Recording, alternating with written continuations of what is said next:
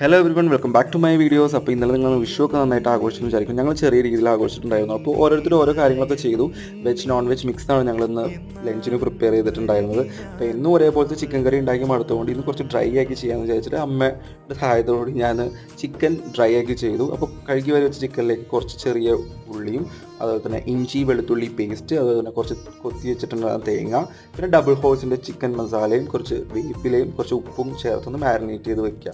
കുറച്ച് നേരം വെക്കണം. അതിനുശേഷം നമ്മൾ ഉരുളിയിൽ കുറച്ച് വെളിച്ചെണ്ണ, അതിനകത്ത് കുറച്ച് വറ്റൽമുളക്, കുറച്ച് സവാള, കുറച്ച് ടൊമാറ്റോ ആഡ് ചെയ്ത് കൊടുക്കുക. എല്ലാം കുറച്ച് എടുത്തിട്ടുണ്ടായിരുന്നു, കാരണം നമ്മൾ ഗ്രേവി ഒട്ടും ആഗ്രഹിക്കുന്നില്ല. അതിനുശേഷം നമുക്ക് മഞ്ഞൾപ്പൊടിയും കുറച്ച് ഗരം മസാലയും കുറച്ച് കാശ്മീരി ചില്ലി പൗഡർ ഇട്ടൊന്ന് വഴറ്റി റെഡിയാക്കുക. അതിനുശേഷം മാരിനേറ്റ് ചെയ്ത ചിക്കനകത്തേക്ക് ഇട്ട് കൊടുക്കുക.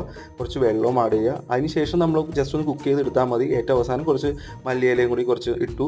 അപ്പോൾ നമ്മുടെ ചിക്കൻ റോസ്റ്റ് റെഡി ആയിട്ടുണ്ട്. ഇത്രയൊക്കെയായിരുന്നു നമ്മുടെ ഫുഡ്. അപ്പോൾ നമ്മുടെ ചാനൽ ഇഷ്ടപ്പെട്ടിട്ടുണ്ടെങ്കിൽ സബ്സ്ക്രൈബ് ചെയ്യാം.